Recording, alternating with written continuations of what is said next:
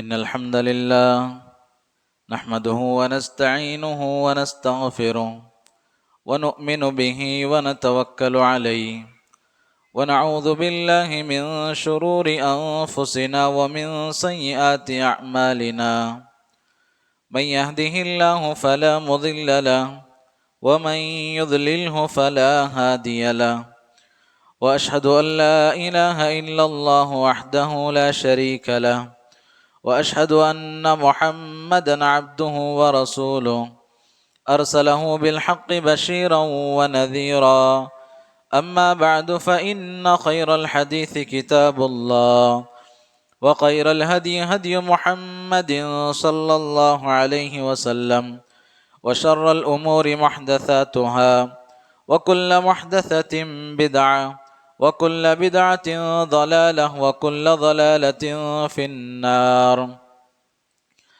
أعوذ بالله السميع العليم من الشيطان الرجيم من همزه ونفخه ونفثه. بسم الله الرحمن الرحيم.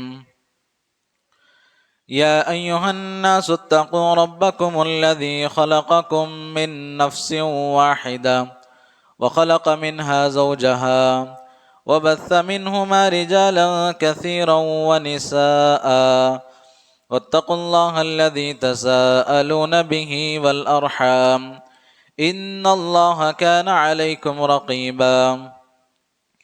يا أيها الذين آمنوا اتقوا الله حق تقاته ولا تموتن إلا وأنتم مسلمون.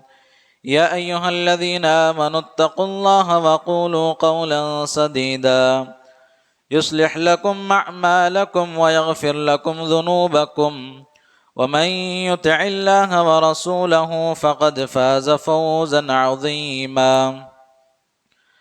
قال الله تبارك وتعالى قاف القرآن المجيد بل عجبوا أن جاءهم منذر منهم فقال الكافرون هذا شيء عجيب أإذا متنا وكنا ترابا ذلك رجع بعيد قد علمنا ما تنقص الأرض منهم وعندنا كتاب حفيظ. قال الله تبارك وتعالى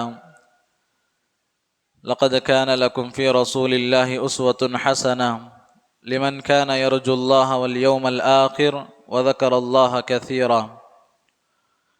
وقال تعالى وما أرسلناك إلا رحمة للعالمين.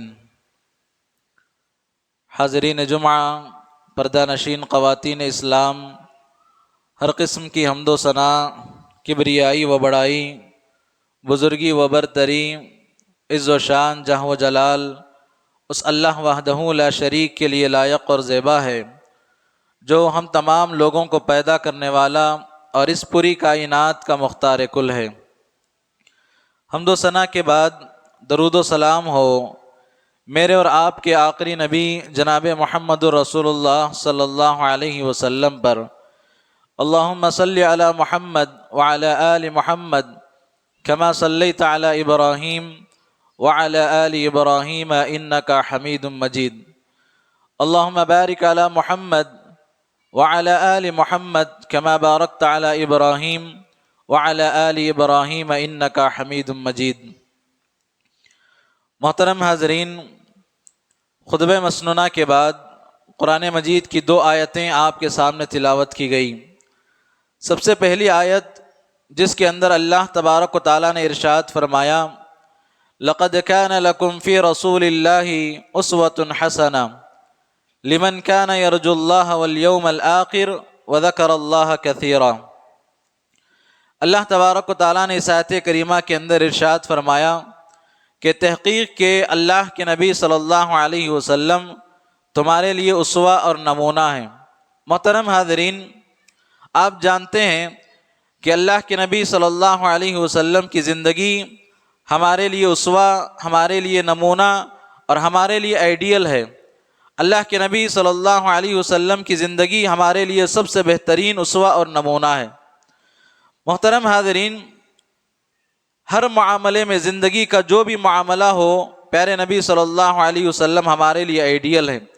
اسی طرح قرآن مجید کی دوسری آیت جو آپ کے سامنے تلاوت کی گئی، اس آیت کریمہ کے اندر اللہ تبارک و تعالیٰ نے ارشاد فرمایا وَمَا أَرْسَلْنَاكَ إِلَّا رَحْمَةً لِّلْعَالَمِينَ، ہم نے آپ کو سارے جہان کے لیے رحمت بنا کر بھیجا ہے۔ محترم حاضرین، ان آیتوں کی مناسبت سے آج کے خطبے کا موضوع گنہگاروں کے ساتھ اللہ کے نبی صلی اللہ علیہ وسلم کا حسن سلوک۔ اللہ کے نبی صلی اللہ علیہ وسلم اگر کسی کے اندر کوئی غلطی دیکھتے اور اگر کوئی گناہ دیکھتے، اللہ تبارک و تعالیٰ کی کوئی معصیت اور نافرمانی دیکھتے، تو اللہ کے نبی صلی اللہ علیہ وسلم کس طریقے سے ان کی اصلاح کیا کرتے تھے اور ان کے تعلق سے اللہ کے نبی کے دل میں کیسے شفقت، کیسے ہمدردی اور کیسے اصلاح کا جذبہ ہوا کرتا تھا، انشاءاللہ آج کے خطبے میں جاننے کی کوشش کریں گے۔ محترم حاضرین، ہم اگر کوئی آدمی اپنے آپ کو نمازی سمجھتا ہے تو بے نمازی کو دیکھ کر اس کو گری ہوئی نظر سے دیکھتا ہے، لیکن کبھی اس کی اصلاح کی فکر نہیں کرتا۔ ایک آدمی سچ بول رہا ہے لیکن ایک جھوٹے آدمی کو دیکھتا ہے تو اس کو گری ہوئی نگاہ سے دیکھتا ہے، لیکن کبھی اس کی اصلاح کی فکر نہیں کرتا۔ ایک آدمی حلال کمائی کما رہا ہے لیکن ایک جو سود خور ہوتا ہے، جو حرام کمائی کماتا ہے، اس کو دیکھ کر گری ہوئی نظر سے دیکھتا ہے، لیکن کبھی اس کی اصلاح کا جذبہ اپنے دل کے اندر پیدا نہیں کرتا کہ کیسے میں اس کو اس گناہ سے دور کر دوں اور اس کی اصلاح کر دوں۔ تو ہمارے دل کے اندر گنہگار کے تعلق سے اور اسی طرح گنہگار کے تعلق سے محبت بھی ہونا چاہیے کہ ہم اس کی اصلاح کریں، اور کیسے اصلاح کریں؟ پیارے نبی صلی اللہ علیہ وسلم کا طریقہ ہمیں اپنانا چاہیے۔ محترم حاضرین، دنیا میں ہر آدمی سے گناہ سرزد ہوتا ہے، ہر آدمی سے معصیت سرزد ہوتی ہے، اللہ تبارک و تعالیٰ کی نافرمانی سرزد ہوتی ہے، اور دنیا کا کوئی ایسا گناہ نہیں ہے جو اللہ تبارک و تعالیٰ معاف نہیں کرتا۔ ہر گناہ کو اللہ تبارک و تعالیٰ معاف کرتا ہے، دنیا کا کتنا بڑا گناہ کیوں نہ ہو، یہاں تک کہ شرک دنیا کا سب سے بڑا گناہ ہے، لیکن اس کے باوجود اگر مرنے سے پہلے اللہ کا بندہ توبہ اور استغفار کر کے اور شرک سے معافی مانگ لیتا ہے اور عقید توحید کو اپنا لیتا ہے تو اللہ تبارک و تعالیٰ شرک جیسے خطرناک گناہ کو بھی معاف فرما دیتے ہیں۔ قرآن مجید میں اللہ تبارک و تعالیٰ نے ارشاد فرمایا یا عبادی الذین اسرفوا علی انفسہم لا تقنطوا من رحمت اللہ ان اللہ یغفر الذنوب جمیعا۔ اللہ تبارک و تعالیٰ نے قرآن مجید کے اندر ارشاد فرمایا کہ اے میرے وہ بندوں جنہوں نے اپنے نفسوں پر ظلم کیا ہے، اللہ تبارک و تعالیٰ کی معصیت کر کے، اللہ تبارک و تعالیٰ کی نافرمانی کر کے، گناہ کر کے جنہوں نے اپنے نفسوں پر ظلم کیا ہے، اللہ تبارک و تعالیٰ نے کہا ان اللہ یغفر الذنوب جمیعا، اللہ تبارک و تعالیٰ تمام گناہوں کو معاف کرنے والا۔ وہ دنیا کا کتنا بڑا کیوں نہ ہو، گناہ کیوں نہ ہو، انسان کو مایوس ہونے کی ضرورت نہیں، اللہ تبارک و تعالیٰ کی رحمت سے کبھی نا امید ہونے کی ضرورت نہیں۔ بڑے سے بڑا گناہ اللہ تبارک و تعالیٰ معاف کر دیتا ہے اگر بندہ سچی توبہ اور استغفار کرتا ہے۔ تو محترم حاضرین، اس سے کیا پتہ چلا کہ ہر گناہ اگر توبہ کرنے کے بعد اللہ تبارک و تعالیٰ معاف فرماتا ہے۔ آپ وہ حدیث کو جانتے ہیں، صحیح بخاری اور مسلم کی روایت، حضرت ابو سعید خدری رضی اللہ تعالیٰ عنہ اس حدیث کے راوی ہیں کہ بنی اسرائیل کا ایک آدمی جس نے 99 قتل کیے، 99 اس نے قتل کیے، اور اس کے بعد اس کے دل میں اللہ تبارک و تعالیٰ کا ڈر پیدا ہوا۔ وہ چاہتا تھا کہ اب میں اتنے قتل کرنے کے بعد میں اللہ تبارک و تعالیٰ کے سامنے توبہ اور استغفار کروں۔ اس نے کیا کیا؟ دنیا کے سب سے بڑے عالم کو اس نے تلاش کیا، تو لوگوں نے اس کو ایک راہب کا پتہ دیا۔ اس راہب کے پاس جا کر اس نے کہا کہ کیا میرے لیے توبہ ہے؟ میں نے اتنے گناہ کیے، کیا اللہ تبارک و تعالیٰ میرے گناہ کو معاف کر سکتا ہے؟ اس نے کہا کہ تیرے گناہ کو کیسے اللہ تبارک و تعالیٰ معاف کرے گا، تجھ کو کبھی معاف نہیں کرے گا۔ اور اس کے بعد وہ آدمی اس راہب کا بھی قتل کر دیتا ہے، یعنی 100 قتل اس نے مکمل کر لیے، اور اس کے بعد وہ اور بڑے عالم کو تلاش کرنے کے لیے نکلتا ہے تاکہ اس کی رہنمائی کرے، اور اس کے بعد اس کو ایک عالم کا پتہ چلتا ہے، جا کر اس عالم سے سوال کرتا ہے کہ میں نے دنیا کے اندر 100 قتل کیے ہیں، کیا اب بھی میرے لیے توبہ کا کوئی راستہ ہے؟ تو وہ عالم کہتے ہیں کہ تیرے اور تیرے توبہ کے درمیان کون آ سکتا ہے؟ اللہ تبارک و تعالیٰ تیرے گناہ کو ضرور بھی ضرور معاف فرمائے گا۔ اور اس کے بعد اس کو نصیحت کرتے ہوئے فرماتے ہیں کہ فلاں بستی نیک آدمیوں کی ہے، فلاں بستی میں لوگ اچھے زندگی گزارتے ہیں، وہاں چلے جاؤ۔ اور اس کے بعد وہ بندہ توبے کے ارادے سے نکلتا ہے اور راستے میں اس کا انتقال ہو جاتا ہے۔ اللہ کے نبی صلی اللہ علیہ وسلم نے فرمایا کہ اللہ تبارک و تعالیٰ نے اس کو بخش دیا، اللہ تبارک و تعالیٰ نے اس کو معاف فرما دیا۔ بتانے کا مقصد یہ ہے کہ اتنا بڑا گنہگار ہم اگر ایک قتل کر دیں تو اپنے آپ کو بہت بڑا گنہگار سمجھتے ہیں، لیکن 100 قتل کرنے والے کو اللہ تبارک و تعالیٰ نے معاف کر دیا۔ کیا تھا اس کے دل میں؟ اللہ تبارک و تعالیٰ کا ڈر، سچی توبہ کا ارادہ، اور اس کے بعد گناہ کو ترک کرنے کا ارادہ۔ اللہ تبارک و تعالیٰ نے اس کے اتنے بڑے گناہ کو معاف کر دیا۔ تو محترم حاضرین، اللہ تبارک و تعالیٰ کی رحمت سے کبھی مایوس نہیں ہونا چاہیے۔ اب آئیے دیکھتے ہیں کہ اللہ کے نبی صلی اللہ علیہ وسلم کا طریقہ اور آپ کا سلوک، جو غلطی کرتے ہیں، جو اللہ تبارک و تعالیٰ کی معصیت کرتے ہیں، جو اللہ تعالیٰ کی نافرمانی کرتے ہیں، ان کے ساتھ اللہ کے نبی صلی اللہ علیہ وسلم کا کیسے سلوک تھا۔ آپ بچوں کی اگر بات کریں، اس لیے کہ بچوں سے بھی غلطی سرزد ہوتی ہے اور ان سے بھی گناہ سرزد ہوتی ہے، لیکن بلوغت تک اللہ تبارک و تعالیٰ ان کے گناہ کو شمار نہیں کرتا، لیکن اگر وہ بچے نیکی کرتے ہیں تو ماں باپ کو اس کا اجر و ثواب ملتا ہے۔ محترم حاضرین، آپ اللہ کے نبی کی زندگی کا مطالعہ کریں کہ اللہ کے نبی کا بچوں کے ساتھ کیسے سلوک تھا۔ اللہ کے نبی صلی اللہ علیہ وسلم حضرت حسن رضی اللہ تعالی عنہ کو لے کر مدینے کی کسی گلی سے گزر رہے ہیں، اللہ کے نبی صلی اللہ علیہ وسلم کے ساتھ جا رہے ہیں۔ اس بچے نے، حضرت حسن رضی اللہ تعالی عنہ چھوٹے بچے تھے، انہوں نے دیکھا کہ راستے پر ایک کھجور کا ٹکڑا گرا ہوا ہے، فوراً اس کھجور کو اٹھاتے ہیں اور اپنے منہ میں ڈال لیتے ہیں۔ اللہ کے نبی صلی اللہ علیہ وسلم نے ان کو مارا نہیں، اللہ کے نبی نے ان کو ڈانٹا نہیں، اللہ کے نبی نے ان کے ساتھ جانوروں جیسا سلوک نہیں کیا، بد اخلاقی نہیں کی، بلکہ اللہ کے نبی صلی اللہ علیہ وسلم نے بڑے پیار سے، بڑے ادب سے اس بچے کو سمجھاتے ہیں کہ اے حسن، کیا تمہیں معلوم نہیں کہ محمد کے گھرانے کے لیے صدقہ جائز نہیں ہے؟ یعنی محمد کے گھرانے کے لیے صلی اللہ علیہ وسلم صدقے کا مال اور اسی طرح زکوٰۃ کا مال جائز نہیں ہے۔ اس لیے کہ امام نووی رحمۃ اللہ علیہ فرماتے ہیں، اللہ کے نبی صلی اللہ علیہ وسلم کا جو گھرانہ تھا، آپ کا جو خاندان تھا، یہ دنیا کا سب سے عظیم اعلیٰ حسب و نسب کے اللہ کے نبی صلی اللہ علیہ وسلم مالک تھے۔ لیکن آپ جانتے ہیں صدقات و خیرات اور اسی طرح زکوٰۃ کا پیسہ، یہ لوگوں کے مال کی گندگی ہوتی ہے، لیکن اللہ کے نبی صلی اللہ علیہ وسلم کا اتنا اونچا خاندان اور آپ کے خاندان کے لیے لوگوں کے مال کی گندگی جائز نہیں ہے۔ تو اللہ کے نبی صلی اللہ علیہ وسلم نے بڑے پیار سے سمجھایا۔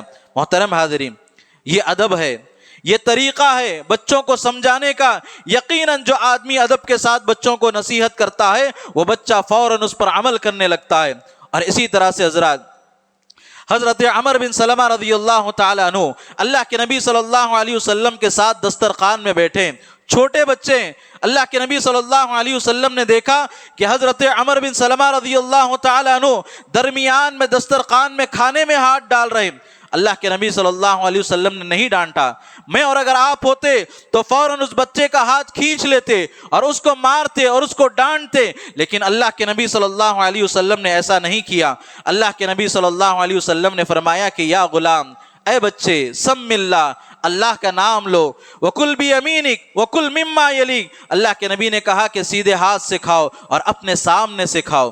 یقیناً اللہ کے نبی صلی اللہ علیہ وسلم کا یہ طریقہ، اللہ کے نبی صلی اللہ علیہ وسلم کے سمجھانے کا یہ ادب، اللہ کے نبی صلی اللہ علیہ وسلم کے وہ صحابی رسول حضرت عمر بن سلمہ رضی اللہ تعالی عنہ کو یہ انداز اتنا پسند آیا۔ پیارے نبی صلی اللہ علیہ وسلم نے جیسے ہی نصیحت کی، صحابی رسول اللہ کے نبی صلی اللہ علیہ وسلم کی نصیحت کو سمجھ گئے، اور اس کے بعد اللہ کے نبی کے ادب کا اتنا اثر ہوا، صحابی رسول پوری زندگی کبھی درمیان میں ہاتھ ڈال کر نہیں کھائے، اپنے سامنے سے کھایا کرتے تھے۔ تو یہ ادب سکھانے کا اللہ کے نبی صلی اللہ علیہ وسلم کا طریقہ تھا۔ تو محترم حاضرین، ہمیں بھی کیا کرنا چاہیے؟ اپنے بچوں کے ساتھ، چھوٹے بچوں کے ساتھ جب بھی وہ کوئی غلطی کرتے ہیں تو ان کے ساتھ حسن سلوک کرنا چاہیے، اچھے ادب کے ساتھ پیش آنا چاہیے۔ یہ پیارے نبی صلی اللہ علیہ وسلم کا طریقہ تھا۔ اور اسی طرح سے حضرات، نوجوانوں کے ساتھ اللہ کے نبی صلی اللہ علیہ وسلم کیسے سکھایا کرتے تھے۔ کیسے اللہ کے نبی صلی اللہ علیہ وسلم جب کسی گنہگار کو دیکھتے، جب کوئی نوجوان گناہ کرتا تو اللہ کے نبی صلی اللہ علیہ وسلم اس کو کیسے ادب سکھایا کرتے تھے۔ قریش کا ایک نوجوان اللہ کے نبی صلی اللہ علیہ وسلم کے ساتھ، صحابہ بیٹھے ہوئے ہیں، قریش کا ایک نوجوان اللہ کے نبی صلی اللہ علیہ وسلم کے پاس آتا ہے اور آ کر اللہ کے نبی صلی اللہ علیہ وسلم سے اجازت طلب کرتا ہے۔ اور کیسی اجازت طلب کر رہا ہے کہ اللہ کے نبی مجھے زنا کی اجازت دیجیے، مجھے زنا کی اجازت دیجیے۔ میں اور اگر آپ ہوتے تو فوراً اس کو ڈانٹ دیتے، فوراً اس کو منہ پر بول دیتے کہ تم کتنے بڑے گنہگار ہو، کیسی تم اجازت طلب کر رہے ہو۔ لیکن اللہ کے نبی صلی اللہ علیہ وسلم نے ایسا نہیں کیا۔ فوراً صحابہ کرام ڈانٹنے کے لیے آگے بڑھے۔ اللہ کے نبی صلی اللہ علیہ وسلم نے کہا کہ خاموش رہو، اس کو چھوڑ دو، اس کو میرے قریب آنے دو، یہاں تک کہ اللہ کے نبی صلی اللہ علیہ وسلم کے بالکل قریب ہو گیا۔ اور اس کے بعد اللہ کے نبی صلی اللہ علیہ وسلم کے سمجھانے کا انداز دیکھیے۔ اللہ کے نبی صلی اللہ علیہ وسلم نے اس بندے سے کہا کہ اللہ کے بندے ذرا بتاؤ، کیا تم کبھی اپنی بہن کے لیے زنا کو پسند کرو گے؟ اس بندے نے کہا کہ اللہ کی قسم، میری جان آپ پر فدا ہو، اے اللہ کے نبی، میں کیا، دنیا کا کوئی انسان جو ہے اپنے بہن کے ساتھ یا اپنی ماں کے ساتھ یا اپنی بیٹی کے ساتھ زنا کو پسند نہیں کرے گا۔ اور اسی طرح اللہ کے نبی نے کہا کہ اللہ کے بندے ذرا بتاؤ، کیا تم زنا کو اپنی خالہ کے ساتھ پسند کرو گے؟ اس نے کہا اللہ کی قسم، آپ پر میری جان قربان ہو، اے اللہ کے نبی، میں کیا، دنیا کا کوئی انسان جو اس چیز کو پسند نہیں کرے گا۔ تو اللہ کے نبی صلی اللہ علیہ وسلم نے یکے بعد کبھی بہن کا، کبھی بیٹی کا، کبھی خالہ کا، کبھی ماں کا اور کبھی پھوپھی کا تذکرہ کیا۔ اور اس کے بعد اللہ کے نبی نے کہا کہ تم جس کے ساتھ زنا کرو گے وہ کسی کی بیٹی ہوگی، کسی کی خالہ ہوگی، کسی کی بہن ہوگی، کسی کی پھوپھی ہوگی۔ اور اس کے بعد اللہ کے نبی صلی اللہ علیہ وسلم نے اس کو بلایا، بلانے کے بعد اپنا شفقت بھرا ہاتھ اس کے سر پر رکھا، اور اس کے بعد اللہ کے نبی صلی اللہ علیہ وسلم نے اس کو 3 دعائیں دی۔ سب سے پہلی دعا اللہ کے نبی صلی اللہ علیہ وسلم نے فرمایا کہ اللہ تبارک و تعالیٰ تمہیں معاف فرمائے۔ محترم حاضرین، کیسے انسان کے ساتھ زنا کی اجازت طلب کرنے کے لیے آیا ہے، اور اللہ کے نبی شفقت کے بعد، سمجھانے کے بعد 3 بہترین دعائیں دے رہے ہیں۔ ایک، اللہ کے نبی نے کہا کہ اللہ تبارک و تعالیٰ تمہیں معاف فرمائے، اور اس کے بعد اللہ کے نبی صلی اللہ علیہ وسلم نے کہا کہ اللہ تبارک و تعالیٰ تمہارے دل کو پاک اور صاف کرے، اور اس کے بعد اللہ کے نبی نے کہا کہ اللہ تبارک و تعالیٰ تمہارے شرمگاہ کی حفاظت کرے۔ یہ 3 دعائیں، راوی حدیث کہتے ہیں کہ اللہ کے نبی صلی اللہ علیہ وسلم کی اس نصیحت کا اثر اتنا زیادہ ہوا، اور اللہ کے نبی کی دعاؤں کا اس پر اتنا اثر ہوا کہ پوری زندگی کبھی اس نے زناکاری کے قریب نہیں گئے، پوری زندگی کبھی اس نے زناکاری نہیں کی، اور کبھی جو اس کی طرف مائل نہیں ہوا۔ محترم حاضرین، یہ کون سی چیز ہے؟ یہ پیارے نبی صلی اللہ علیہ وسلم کا محبت بھرا انداز ہے۔ ایک گنہگار کے ساتھ اللہ کے نبی صلی اللہ علیہ وسلم کا سلوک ہے، اور اللہ کے نبی گنہگار کو دعائیں دے رہے ہیں، اور اللہ تبارک و تعالیٰ نے ایسا اثر ہوا اس آدمی پر کہ اللہ تبارک و تعالیٰ نے اس کو کبھی زنا کے قریب اس آدمی کو نہیں لے گیا۔ تو محترم حاضرین، یہ ہمارا رویہ ہونا چاہیے گنہگاروں کے ساتھ، خطا کاروں کے ساتھ، غلطی کرنے والوں کے ساتھ۔ ہمارا یہ رویہ ہونا چاہیے کہ ہم ان کے ساتھ اچھا سلوک کریں۔ اور اسی طرح سے حضرات، جو آدمی گنہگار کے ساتھ غلط رویہ اختیار کرتا ہے اس کا انجام کیا ہوتا ہے؟ آپ جانتے ہیں دنیا میں کل بنی آدم خطا، کل بنی آدم خطا وخیر الخطائین التوابون، آدم کی ہر اولاد گناہ کرنے والی ہے، معصیت کرنے والی ہے، اور گناہ سرزد ضرور ہوگا، لیکن اللہ کے نبی نے کیا کہا؟ وخیر الخطائین التوابون، سب سے بہترین گنہگار وہ ہے جو گناہ کرنے کے بعد فوراً توبہ کر لے، اللہ تبارک و تعالیٰ کے سامنے رجوع کر لے، یہ سب سے بہترین آدمی ہے۔ محترم حاضرین، حضرت ابو ہریرہ رضی اللہ تعالیٰ عنہ فرماتے ہیں، صحیح مسلم کی روایت، ایک عبادت گزار آدمی تھا اور دوسرا آدمی گنہگار تھا۔ یہ عبادت گزار ہمیشہ اس گنہگار سے کہتا کہ تم گناہ کو چھوڑ دو، تم گناہ کو چھوڑ دو۔ وہ گناہ سے باز نہیں آتا تھا، لیکن اس نے اس کے بعد کہا کہ اللہ کی قسم، اللہ تعالیٰ تجھے کبھی معاف نہیں کرے گا۔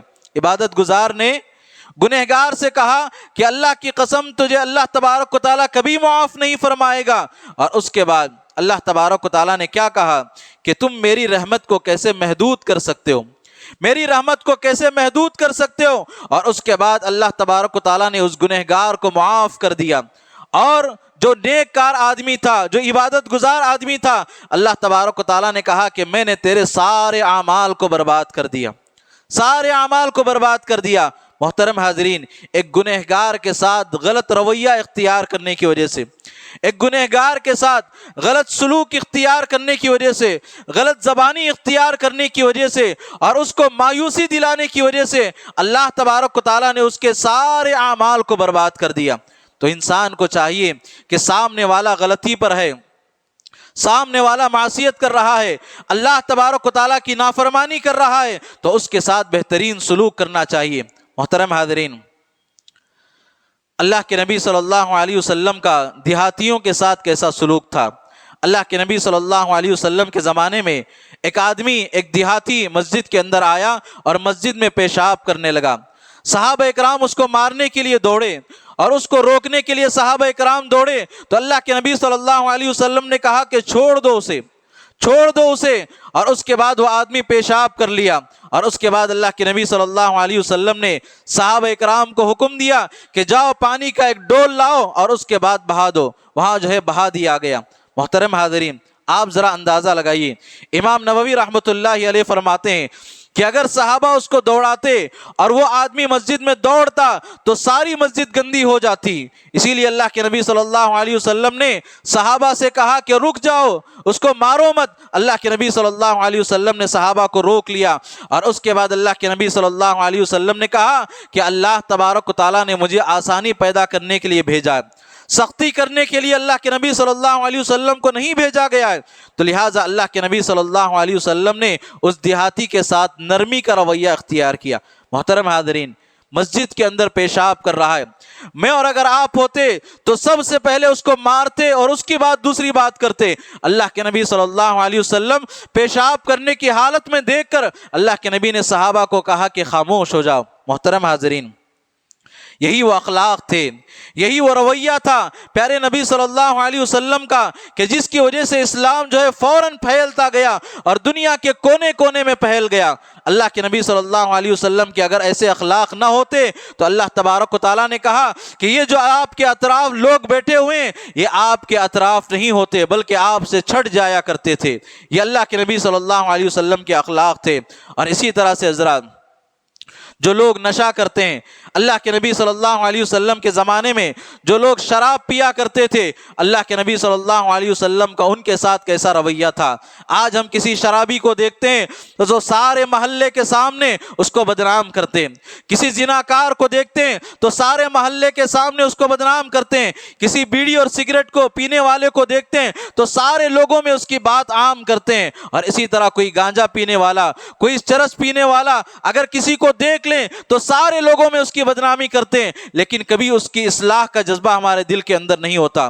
اس گنہگار کے تعلق سے ہمارے دل میں یہ محبت نہیں رہتی کہ کیسے میں اس کو اس گناہ سے دور کروں، اور اللہ تبارک و تعالیٰ سے دعا کروں کہ اے اللہ اس گناہ سے اس کو دور کر دے اور اس کو نیک توفیق دے۔ محترم حاضرین، ہمارے دل کے اندر اصلاح کا جذبہ ہونا چاہیے، اس کی بدنامی سے بڑھ کر ہمارے دلوں کے اندر اصلاح کا جذبہ ہونا چاہیے۔ پیارے نبی صلی اللہ علیہ وسلم کے پاس ایک صحابی رسول جن کا نام عبداللہ تھا، ان کو لایا گیا، وہ بار بار شراب پیا کرتے تھے۔ اللہ کے نبی صلی اللہ علیہ وسلم کے پاس صحابی رسول کو لایا گیا۔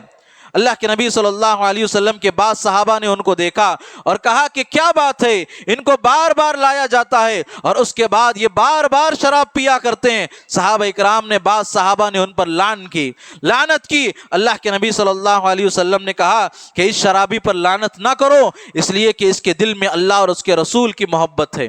اور اس کے بعد اللہ کے نبی صلی اللہ علیہ وسلم نے ان کے لیے دعا کی کہ اللہ ان کو معاف فرما، اللہ ان پر رحم فرما۔ محترم حاضرین، کیا اخلاق ہوں گے۔ ایک شرابی اللہ کے نبی کے پاس لایا جا رہا ہے اور اللہ کے نبی صحابہ کو ڈانٹ رہے ہیں اور صحابہ کے سامنے اس بندے کے لیے دعا کر رہے ہیں، اے اللہ اس کو معاف فرما، اے اللہ اس کی مغفرت فرما۔ تو محترم حاضرین، یہ انداز ہونا چاہیے کہ ہم جب کسی گنہگار کو دیکھتے ہیں تو اس کو سمجھانے کے بعد ہم اس کو دعا دیں تاکہ اللہ تبارک و تعالیٰ اس کو معاف فرما دے۔ محترم حاضرین، اللہ کے نبی صلی اللہ علیہ وسلم کے پاس ایک صحابی رسول آتے ہیں اور آ کر اللہ کے نبی صلی اللہ علیہ وسلم کے پاس یہ بات کہتے ہیں کہ اللہ کے نبی، میں مارکیٹ میں ایک اجنبی عورت کا بوسہ لے لیا، اللہ کے نبی مجھ سے گناہ سرزد ہو گیا۔ محترم حاضرین، صحابہ کے دلوں کے اندر جیسے ہی گناہ ہوتا تو فوراً گناہ کا احساس ہو جاتا۔ اللہ کے نبی کے پاس آئے اور آ کر اللہ کے نبی سے کہا کہ اللہ کے نبی مجھ سے گناہ سرزد ہو گیا، میں نے ایک اجنبی عورت کا بوسہ لے لیا۔ اللہ کے نبی صلی اللہ علیہ وسلم خاموش رہے، اور اس کے بعد آسمان سے اللہ تبارک و تعالیٰ نے آیت کریمہ کو نازل کیا، ان الحسنات یذہبن السیئات، جو ہے آدمی نیکی کرتا ہے فوراً اللہ تبارک و تعالیٰ اس کے گناہ کو دور کر دیتے ہیں۔ صحابی رسول نے اللہ کے نبی صلی اللہ علیہ وسلم سے پوچھا کہ اللہ کے نبی، کیا یہ چیز صرف میرے لیے یا پوری امت کے لیے ہے؟ اللہ کے نبی صلی اللہ علیہ وسلم نے کہا کہ پوری امت کے لیے۔ جو آدمی بھی گناہ کرنے کے بعد کوئی نیکی کرتا ہے، اللہ تبارک و تعالیٰ فوراً اس کے گناہ کو معاف فرما دیتے ہیں۔ تو محترم حاضرین، انسان کو چاہیے کہ گناہ کرنے کے بعد فوراً توبہ کرے اور نیکی کا کام کرے، اللہ تبارک و تعالیٰ ان کے گناہوں کو معاف فرما دیتا ہے۔ اور اسی طرح سے حضرات، ایک صحابی رسول رمضان کے اندر ان سے غلطی سرزد ہو جاتی ہے، اللہ کے نبی صلی اللہ علیہ وسلم کے پاس آتے ہیں اور آ کر اللہ کے نبی صلی اللہ علیہ وسلم سے کہتے ہیں کہ اللہ کے نبی، روزے کی حالت میں نے اپنی بیوی سے جمع کر لیا، میں اپنی بیوی سے مل لیا، اللہ کے نبی مجھ سے گناہ سرزد ہو گیا، میں کیا کرنا چاہیے؟ اللہ کے نبی صلی اللہ علیہ وسلم نے اس کا کفارہ بتایا کہ تمہیں 2 مہینے مسلسل روزہ رکھنا چاہیے، اور اس کے بعد اگر یہ استطاعت نہ ہو تو تمہیں ایک غلام کو آزاد کرنا پڑے گا، اور اس کے بعد یہ بھی استطاعت نہ ہو تو 60 مسکینوں کو کھانا کھلانا پڑے گا۔ اللہ کے نبی صلی اللہ علیہ وسلم سے اس صحابی رسول نے کہا کہ اللہ کے نبی 1 مہینے کی یہ حالت ہے، 2 مہینے میں مسلسل روزہ نہیں رکھ سکتا۔ اور اس کے بعد صحابی رسول نے کہا کہ اللہ کے نبی، میں غلام کو بھی آزاد نہیں کر پاتا۔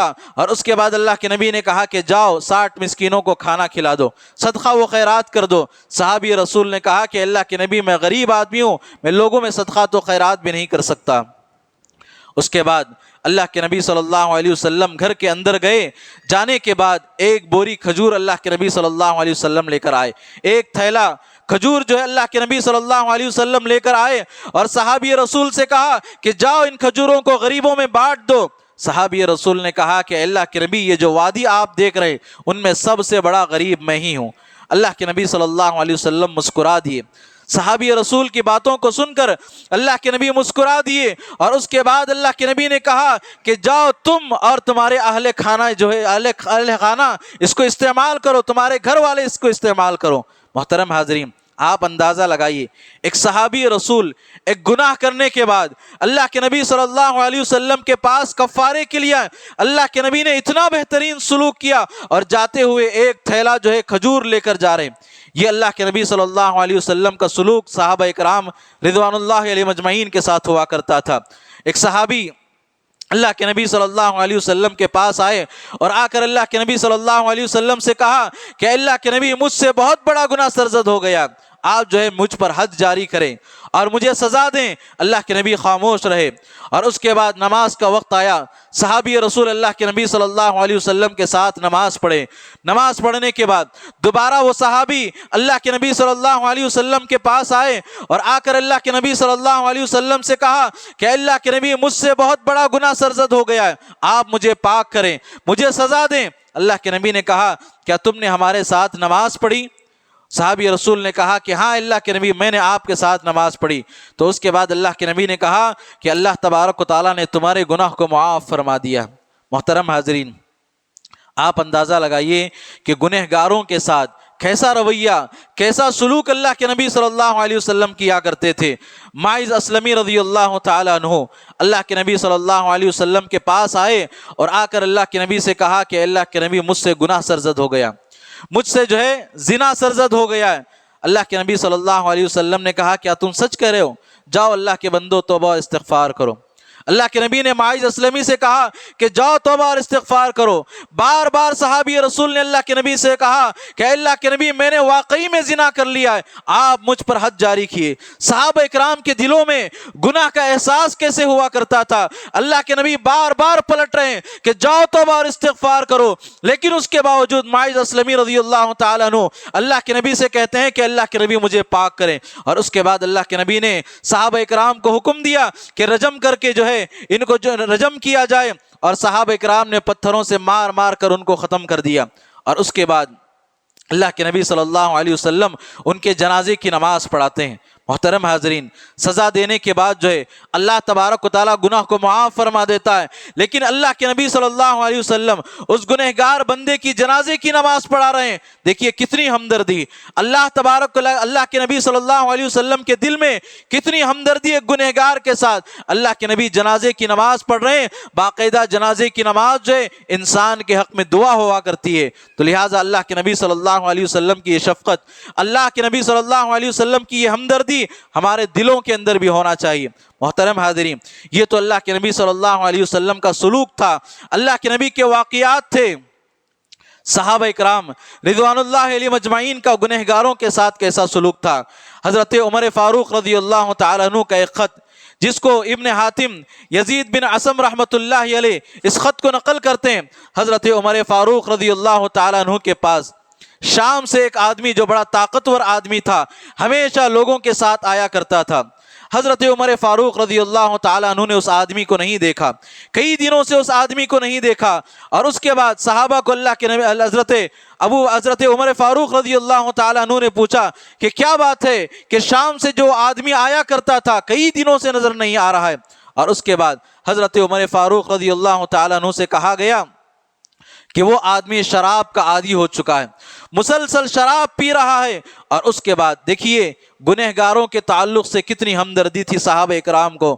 حضرت عمر فاروق رضی اللہ تعالیٰ عنہ ایک خط لکھتے ہیں، اور اس کے اندر سب سے پہلا جملہ سلام علیکم، اللہ تبارک و تعالیٰ کی تمہارے اوپر سلامتی ہو، اور اس کے بعد اللہ تبارک و تعالیٰ کی حمد بیان کرتے ہیں، اور اس کے بعد لکھتے ہیں اللہ تبارک و تعالیٰ کے علاوہ کوئی حقیقی معبود نہیں ہے، اور اس کے بعد لکھتے ہیں کہ اللہ تبارک و تعالیٰ گناہوں کو معاف کرنے والا ہے، توبہ کو قبول کرنے والا ہے اور سخت پکڑنے والا ہے۔ یہ خط جو ہے اس آدمی کے پاس جاتا ہے جو گناہ میں مبتلا تھے، وہ تابعی کے پاس جاتا ہے وہ خط، اور اس کے بعد جیسے ہی اس خط کو پڑھتے ہیں، اس کے بعد لوگوں سے کہتے ہیں کہ حضرت عمر نے میرے لیے خط لکھا ہے، حضرت عمر نے میرے لیے خط لکھا ہے، اور اس کے اندر حضرت عمر فاروق رضی اللہ تعالیٰ عنہ نے مجھے شراب کے تعلق سے تنبیہ کی ہے، اور انہوں نے دعا کی ہے کہ اللہ تبارک و تعالیٰ مجھے معاف فرما دے گا۔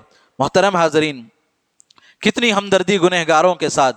حضرت عمر فاروق رضی اللہ تعالیٰ عنہ اپنے درباریوں سے وہ خط کے جانے کے بعد، خط کے روانہ ہونے کے بعد اپنے درباریوں سے کہتے ہیں کہ آپ لوگ اللہ تبارک و تعالیٰ سے دعا کرو کہ اس بندے کو اللہ تبارک و تعالیٰ معاف کر دے، اور اللہ تبارک و تعالیٰ اس کے دل کو صاف کر دے۔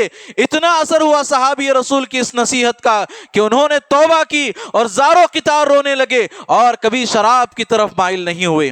تو محترم حاضرین، یہ صحابہ کا طریقہ تھا، یہ صحابہ کا طریقہ تھا ایک گنہگار کے تعلق سے کیسا سلوک کیا جائے۔ محترم حاضرین، آخری ایک واقعہ کہہ کر میں اپنی بات ختم کرتا ہوں۔